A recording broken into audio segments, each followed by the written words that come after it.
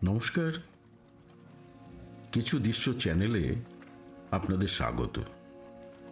আজ আমরা এমন এক আদিম দর্পণের সামনে দাঁড়াবো যা আমাদের নিজেদের ভেতরের মানুষকে চিনতে সাহায্য করবে।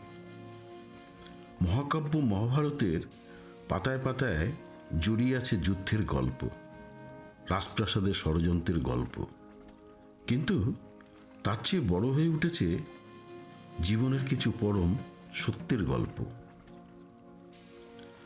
পাণ্ডবরা যখন 12 বছরের বনবাসে ছিলেন, তখন একদিন তৃষ্ণার্ত হয়ে বনের মধ্যে এক জলাশয়ের সামনে এসে উপস্থিত হন। কিন্তু সেই জলাশয়ের অধিপতি ছিলেন এক রহস্যময় যক্ষ। তিনি পাণ্ডবদের সতর্ক করে বলেন, আমার প্রশ্নের উত্তর না দিয়ে এই জল যদি পান করো তবে তোমাদের মৃত্যু হবে। একে একে 4 ভাই সেই সতর্কবাণী অগ্রাহ্য করে জল পান করেন এবং অচেতন হয়ে পড়েন। শেষে আসেন ধর্মরাজ যুধিষ্ঠির। তিনি ভাইদের এই অবস্থা দেখে শোকে ভেঙে পড়লেও যক্ষের শর্ত মেনে নেন। শুরু হয় এক অদ্ভুত কথোপকথন। যক্ষের সেই প্রশ্নগুলো আর যুধিষ্ঠিরের উত্তরগুলো আজও আমাদের জীবনে এক একটি অমূল্য শিক্ষা। যক্ষ প্রথম প্রশ্ন করলেন, যুধিষ্ঠির, এই পৃথিবীতে সবচেয়ে দ্রুতগামী বস্তু কি? আর মানুষের সবচেয়ে বড় শত্রু কে?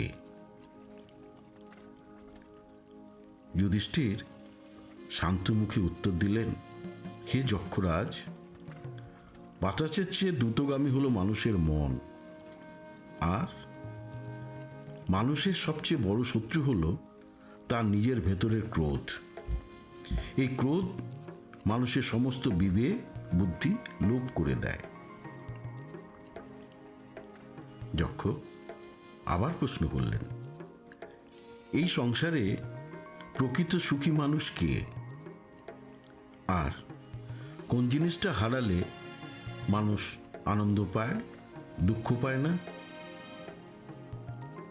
যুধিষ্ঠির বললেন, যিনি ঋণী নন, যাকে পরদেশে বাস করতে হয় না, এবং যিনি নিজের ঘরে দিনন্তে একবার শাক অন্ন হলেও শান্তিতে খেতে পান, তিনি প্রকৃত সুখী।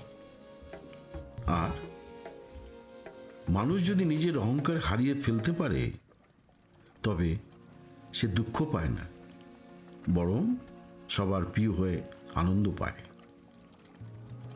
যক্ষ এবার তার সবচেয়ে বিখ্যাত এবং অমোঘ প্রশ্নটি করলেন, যুধিষ্ঠির, এই পৃথিবীর সবচেয়ে বড় আশ্চর্য কি? যুধিষ্ঠির এক দীর্ঘশ্বাস ফেলে উত্তর দিলেন, প্রতিদিন চোখের সামনে কত শত মানুষকে মৃত্যুর কোলে ঢলে পড়তে দেখেছে মানুষ, তবু যে মানুষ বেঁচে আছে সে ভাবে সে কোনোদিন মরবে না, সে অমর হয়ে থাকবে।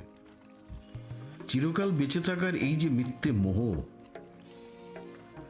এটাই এই পৃথিবীর সবচেয়ে বড় আশ্চর্য। যুধিষ্ঠিরের এই উত্তরগুলো শুধু মহাভারতের গল্প নয়, এগুলো আমাদের প্রত্যেকের প্রতিদিনের জীবনের বাস্তব চিত্র। আজ আমরা প্রযুক্তির যুগে বাস করছি, কিন্তু আমাদের মন কি শান্ত? আমাদের ভেতরে ক্রোধ, অহংকার আর চিরকাল বেঁচে থাকার অন্ধ মোহ কি আমাদের গ্রাস করছে না? মহাভারতের এই দৃশ্যটি আমাদের শেখায়, জীবনে চরম সংকটের মুহূর্তেও যদি আমরা আমাদের ধৈর্য আর বিবেককে ধরে রাখতে পারি, তবে যে কোনো জটিল পরিস্থিতি থেকে আমরা মুক্ত হতে পারব। যুধিষ্ঠির জ্ঞানে সন্তুষ্ট হয়ে যক্ষ তার 4 ভাইকে পুনরুজ্জীবিত করেছিলেন। আজকের এই গল্পটি আপনাদের জীবনে কেমন দৃশ্য তৈরি করলো কমেন্ট করে জানাবেন। আপনারা নিজেরা ভালো থাকুন, চারপাশে মানুষদের ভালো রাখুন। নমস্কার।